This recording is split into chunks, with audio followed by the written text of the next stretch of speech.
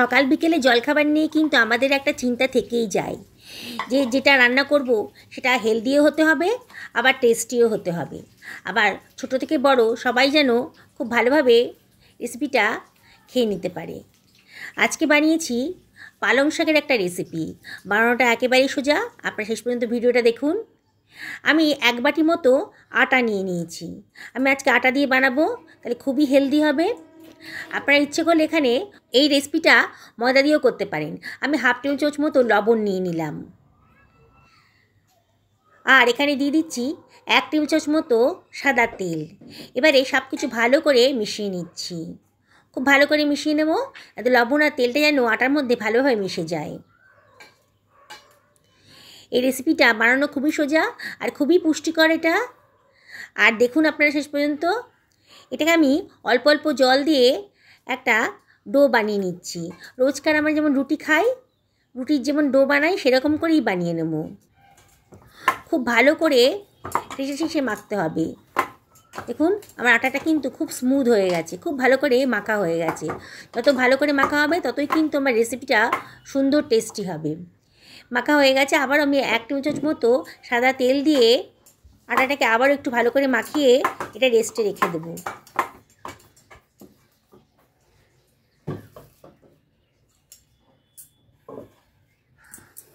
আমি 1 আটি মতো পালং শাক নিয়ে নিয়েছি, এই 250 মতো হবে।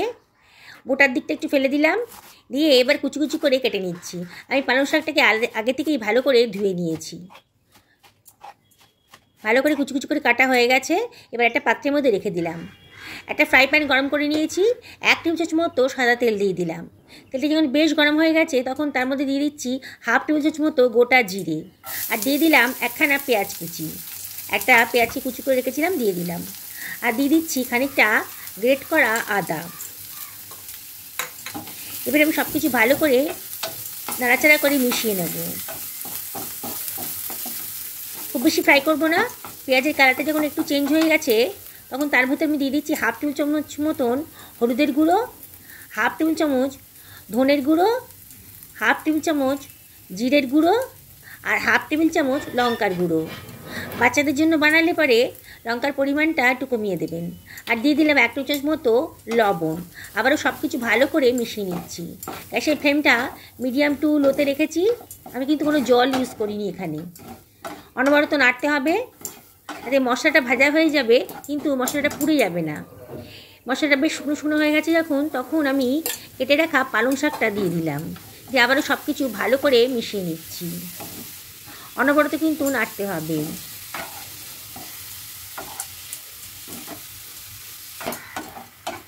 দেখুন পালং শাকের গা থেকে কিন্তু অনেকটা জল বেরোচ্ছে। 2খানা আলুকে সেদ্ধ করে রেখেছিলাম, পিস পিস করে কেটে দিয়ে দিলাম। আর ওটা দিলে পরে পরিমাণটাও একটু বাড়বে, পুরের পরিমাণটাও বাড়বে, আর বাইন্ডিংয়েরও কাজ হবে। আবার সব কিছু ভালো করে মিশিয়ে নিচ্ছি। একটা স্ম্যাশার দিয়ে আলুগুলোকে ভালো করে স্ম্যাশ করে নিচ্ছি। দেখুন এইভাবে স্ম্যাশ করে নেবো। আমি কি গ্যাসের ফ্লেমটা একেবারে লোতে রেখে দিয়েছি। এর মধ্যে দিয়ে দিলাম চাট মশলা 1 টেবিল চামচ মতন, আর দিয়ে দিলাম কিচেন কিং মশলা 1 টেবিল চামচ মতো।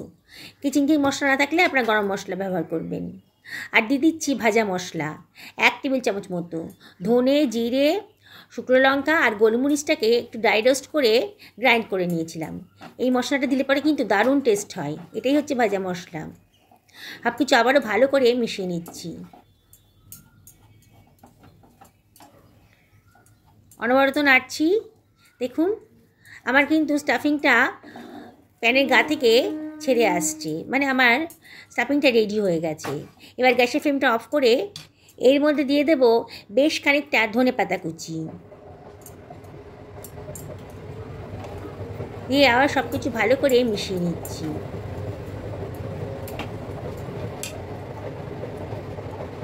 আমি কতগুলো কাঁচা লঙ্কা কুচি করে দিলাম। আমাদের বাড়িতে বাচ্চা নেই, সবাই বড়, তাই একটু আমরা লঙ্কা খেতেও ভালোবাসি, ঝাল খেতেও ভালোবাসি বলে একটু কাঁচা লঙ্কা কুচিও দিয়ে দিলাম। দিয়ে সব কিছু ভালো করে মিশিয়ে নিচ্ছি। এবারে আমি একটা থালার উপরে এটাকে ট্রান্সফার করে দেব। আমার আটা মাখাটা অনেকক্ষণ হয়ে গেছে। এবারে আমি দেখুন কতটা স্মুথ হয়ে গেছে। আটাটা বেশ ঢাকা দেওয়া ছিল, খুব স্মুথ হয়ে গেছে। আবারও খানিকটা মেখে নিয়ে এবার আমরা যেমন রোজকার রুটি খাই সেরকম রুটির মতো সাইজের লেচি কেটে নিচ্ছি।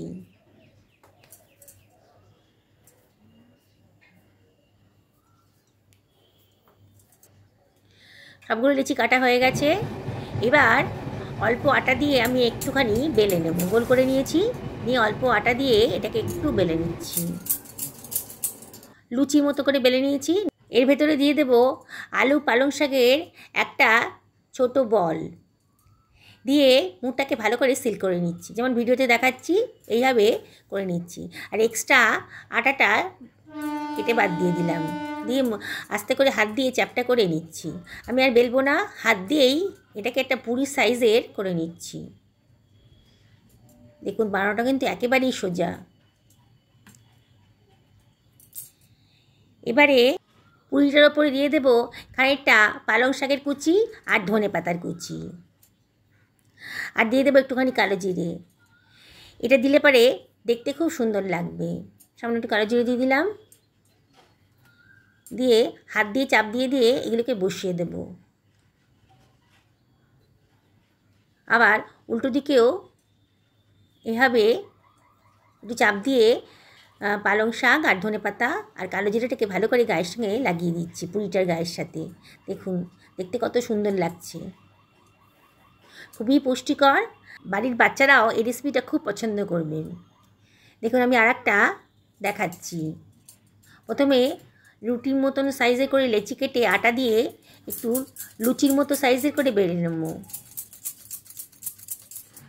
তারপরে আলু পালংয়ের পুরটা মাঝখানে দিয়ে সাইডগুলো সিল করে দেব।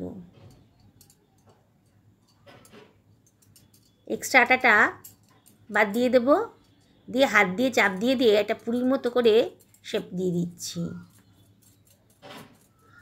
পালং শাক ধনে পাতা আর কালো জিরের ওপর থেকে ছড়িয়ে দেব, তাহলে দেখতে খুব সুন্দর লাগবে।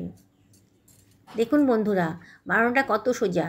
রাত্রে যদি সব রেডি করে রাখেন সকালবেলা মাত্র 5 মিনিটের মধ্যেই কিন্তু আপনারা এই পুরিগুলো ভেজে সকালের জলখাবারটা বানিয়ে দিতে পারেন। স্কুল কলেজের টিফিনে, অফিসের টিফিনে, লাঞ্চেও কিন্তু এটা তৈরি করতে পারেন। এমনকি রাতের ডিনারেও কিন্তু এটা করতে পারেন। খুবই সুস্বাদু আর দেখতেও কত সুন্দর। আমার সবগুলো পুরি বেলা হয়ে গেছে। আমি একটা ফ্রাই প্যানে 5 টেবিল চামচ মতো তেল গরম করতে দিয়ে দিয়েছি। তেলটা বেশ গরম হয়ে গেছে যখন আমি পুরিগুলোকে ছেড়ে দিচ্ছি। আমি ডিপ ফ্রাই করবো না, শ্যালো ফ্রাই করবো। আপনার ইচ্ছে করলে এক একটা পুরি ডিপ ফ্রাইও করতে পারেন। ওপর থেকে একটু তেল ছিটিয়ে দিচ্ছি খুন্তি করে, যেমন ভিডিওতে দেখাচ্ছি। গ্যাসের ফ্লেমটা মিডিয়াম টু হাইতে রেখেছি।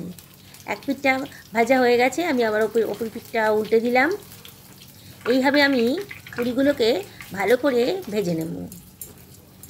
দেখুন কালারটা কত সুন্দর চেঞ্জ হয়ে গেছে আর দেখতে কত সুন্দর লাগছে। এবার তেলটা যত সম্ভব ঝরিয়ে দিয়ে আমি পুরিগুলোকে তুলে রাখছি একটা পাত্রের ভেতর। অত অল্প তেলেই এই পুরিগুলো ভাজা হয়ে যাবে। আবারও দুখানা পুরি দিয়ে দিলাম। একইভাবে আমি পুরিগুলোকে ভেজে নেব। বন্ধুরা রোজ রোজ তো আর রুটি তরকারি খেতে ইচ্ছে করে না, যেদিন রুটি তরকারি খেতে ইচ্ছে করবে না সেদিন কিন্তু এই ধরনের রেসিপিটা আপনারা বানিয়ে নিতে পারবেন। আটা দিয়ে বানিয়েছি আর পালং শাক আলু আছে, পুষ্টিতে ভরপুর। তাই এই নাস্তাটা শুধু সুস্বাদুই না, হেলদিও বটে। আমি আপনাদের রিকোয়েস্ট করব একদিন অন্তত এইভাবে পালং পুরিটা বানান। রেসিপিটা ভালো লাগলে একটা লাইক করবেন আর অবশ্যই কমেন্ট করে জানাবেন আপনারা কোথা থেকে ভিডিওটা দেখছেন। দেখুন কথা বলতে বলতে কিন্তু আমার সমস্ত পুরিগুলোই রেডি হয়ে গেছে। দেখতে কত সুন্দর, দেখেই কিন্তু খেতে ইচ্ছা করবে। যারা আজকে আমার চ্যানেলে প্রথম দিন তাদেরকে রিকোয়েস্ট করব আমার চ্যানেলটা সাবস্ক্রাইব করতে, আর যারা ফেসবুক থেকে দেখছেন তাদেরকে রিকোয়েস্ট করব আমার পেজটাকে ফলো করার জন্যে। সকলে ভালো থাকুন এই কামনা করেই আজকের ভিডিওটা এখানেই শেষ করলাম।